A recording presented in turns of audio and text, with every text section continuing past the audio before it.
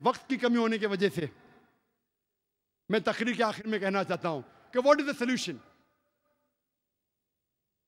Solution ये है कि अगर दंगे फसाद इस मुल्क में बंद होंगे तो सारे आतंकवादी हमले बेशक फौरन बंद होंगे।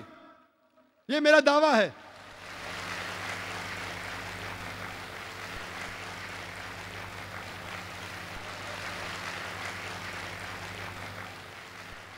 जितने भी दंगे फसाद हुए वो लोग को पकड़ो, चाहे बाबरी मस्जिद के जो लोग ने बाबरी मस्जिद को शहीद किया, टेलीविजन पे उनका सबूत है, पेपर पे सबूत है, पकड़ो, जेल में डालो। गुजरात राइट जिसने किए, बॉम्बे राइट जिसने किए, पकड़ो। श्री कृष्णा रिपोर्ट को इंप्लीमेंट क्यों नहीं करते? कमीशन तो बिठा देते, इंप्लीमेंट क्यों नहीं करते? डर है क्या वोट बैंक जाएंगी? बॉम्बे सीरियल ब्लास्ट का जजमेंट आया, 100 लोग से ज्यादा को दोषी ठहराया गया, कई लोग को फांसी की सजा हुई, कई लोग को उम्र कैद, अक्सर मुसलमान थे। जज कहता है कि मुसलमान जिम्मेदार थे, हम आपकी बात को मानते। अगर 100% भी सही नहीं तो 95% आप सही है, हम आपके साथ है। उनको सजा दो अगर वो हत्यारे है। लेकिन श्री कृष्णा रिपोर्ट क्यों नहीं इंप्लीमेंट करते? इंप्लीमेंट नहीं किए इसलिए और अटैक हुए। आप श्री कृष्णा रिपोर्ट को इंप्लीमेंट करो। गुजरात राइट वालों को दोषी जो है उनको सजा दो, बाबरी मस्जिद के लोगों को सजा दो, आतंकवादी हमले बंद हो जाएंगे। और राइट्स को रोकना बहुत आसान है। पुलिस फोर्स आराम से राइट्स को रोक सकती। टेररिस्ट अटैक को रोकना, कुछ को रोकना मुमकिन है, 100% नामुमकिन है। कौन कहते? एक्सपर्ट्स कहते, पुलिस फोर्स खुद कहती है। आपको रोकना है तो मुसलमान को साथ लेना पड़ेगा, सारे हिंदुस्तान के नागरिक को साथ लेने पड़ेगा। तो जो इस देश के दुश्मन है उसको बाहर निकालेंगे। अभी एक नया ग्रुप पैदा हुआ, Indian Mujahideen. Indian Mujahideen, Indian Mujahideen, मुजाहिद लोग है। मेरे हिसाब से मुजाहिद है ही नहीं, बुज़दिल लोग है। मुजाहिद तो मैं हूं। मुजाहिद का मतलब जिहाद करना, जिद्दोजहद करना, ये बुज़दिली है। बेगुनाह लोग की जान लेना किधर की मर्दानगी है? ये इंडियन मुजाहिद है क्या नहीं मैं जानता नहीं हूं। यूएन रेडली से पूछा गया al Qaeda what are your views, I doubt whether al Qaeda exist. ये इंडियन मुजाहिद है क्या नहीं मैं जानता नहीं हूं। ये मीडिया कहती है कि इंडियन मुजाहिदीन है क्या नहीं मैं जानता नहीं हूं, लेकिन है। मुसलमान है का गैर मुस्लिम है? कुछ लोग कहते हैं कि उनको बराबर अरबी लिखते ना, तो गैर मुस्लिम लोग है। जो भी है, नाम तो बिल्कुल गलत है। वो मुजाहिद तो है ही नहीं, इस्लाम के खिलाफ है। कुरान की एक भी आयत नहीं कहती बेगुनाह को कत्ल करो, कोई भी हदीस नहीं कहती बेगुनाह को कत्ल करो। ये मुजाहिद है ही नहीं, इंडियन भी नहीं है। कोई भी अच्छा हिंदुस्तानी इस देश का बुरा नहीं चाहेगा।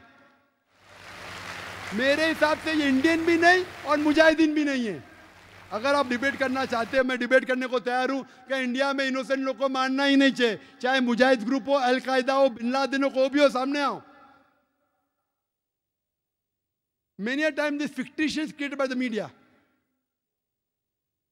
ना इंडियन है ना मुजाहिद है। मैं इंडियन हूं, मैं मुजाहिद हूं।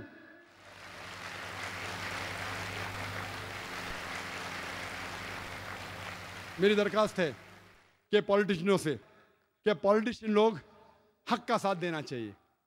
अपनी कुर्सी की फिक्र मत कीजिए, आखिरत की कुर्सी की फिक्र कीजिए। चाहे आप हिंदू है, हिंदू मजहब की किताब में लिखा है, श्री कृष्ण क्या कहते हैं, यहां भले मर जाएंगे स्वर्ग में जाएंगे। आपको यहाँ की कुर्सी क्यों फिक्र है? आखिरत का डर है क्या नहीं? चाहे आप हिंदू हो, मुस्लिम हो या क्रिश्चियन हो, सारे मजहब की किताब में लिखा है आखिरत में आपको जाना है। मुझे मेरी कुर्सी की फिक्र है आखिरत में। मैं अल्लाह से दुआ करता हूं कि आखिरत में मुझे कोई जन्नत में दाखिला मिले। मुझे नहीं पता, इसलिए तो जिहाद कर रहा हूं। मैं पॉलिटिशियन से कहता हूं कि आप हक का साथ दो, अदल का साथ दो। आप सीट पकड़ने की बात छोड़ो, हक के साथ आपको सीट मिलती है तो पकड़ो, अगर बातिल का साथ देना छोड़ दो। इधर आपको सीट मिले या नहीं मिले, आखिरत में जरूर मिलेंगे अगर हक का साथ देंगे तो। फिर हमारा देश तरक्की करेगा, चाहे आप हिंदू पॉलिटिशियन हो, मुसलमान हो या क्रिश्चियन हो। नंबर 2, मैं कहना चाहता हूं आम नागरिकों से कि पॉलिटिशियन के बहकावे में मत आओ, आपस में झगड़ा मत करो। हिंदू मुस्लिम साथ में रहना चाहिए। जैसा मैंने कल कहा था, मजहब नहीं सिखाता आपस में बैर रखना। हिंदी है हम, वतन है हिंदुस्तान हमारा, क्यों आपस में झगड़ा करते? पॉलिटिशियन के बहकावे में मत आओ। नंबर 3, मैं पुलिस से कहता हूं, आप हक के साथ रहो, जो गलत लोग को पकड़ो, बेगुनाहों को मत पकड़ो। अगर पकड़ लिए इमीडिएटली छोड़ दो और हक का साथ दो। और अगर पॉलिटिशियन आप पे दबाव डाल रहे, उसकी फिक्र मत करो, वो आपको निकाल नहीं सकते, आपका ट्रांसफर होगा। हर पुलिस ऑफिसर अगर ईमानदार है, जो दूसरा उसकी जगह पे आएगा वो भी ईमानदार है, तो फिर से अदल इस मुल्क में हो जाएगा। और सब हिंदू मुस्लिम को साथ लो, आपस में मत बांटो। उसके बाद हमें देखना चाहिए कि इस देश की तरक्की होना चाहिए। इस ब्लेम गेम में फॉरेन पॉलिसीज कहते हैं नुकसान होता है देश का। असली को पकड़ो और सजा दो, किसी बेगुनाह को मत पकड़ो।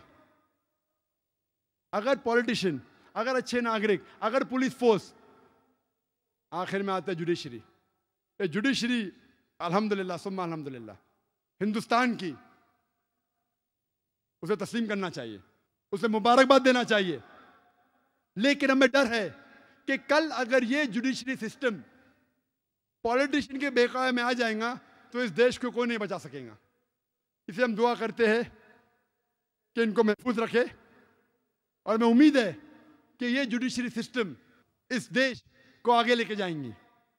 और हम सब हिंदुस्तानी, चाहे हिंदू हो या मुसलमान हो, हम में डिफरेंस हो सकता है, हम में कुछ बात पे इख्तिलाफ हो सकता है, लेकिन आपस में झगड़ा नहीं करना चाहिए, आपस में एक दूसरे की जान नहीं लेना चाहिए।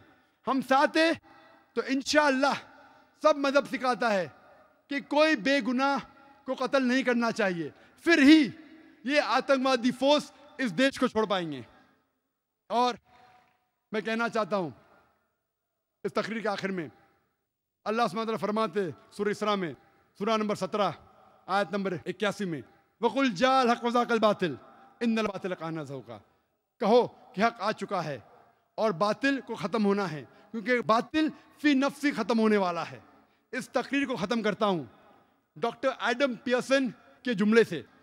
डॉक्टर एडम पियर्सन कहते हैं कि people who worry that one day nuclear weaponry will fall in the hands of the Arabs, they fail to realize that the Islamic bomb, the bomb of peace, has already been dropped. It fell the day Prophet Muhammad, peace be upon him, was born. Adam Pearson कहते हैं कि जो लोग को फिक्र है कि nuclear weaponry, nuclear bomb अरबों के हाथों में लग जाएगा, वो ये नहीं जानते क्या इस्लामिक बॉम्ब, अमन का बॉम्ब गिर चुका है। वो उस दिन गिरा जिस दिन मोहम्मद सल्लल्लाहु अलैहि वसल्लम पैदा हुए। व आखिर दावाना अल्हम्दुलिल्लाहि रब्बिल आलमीन।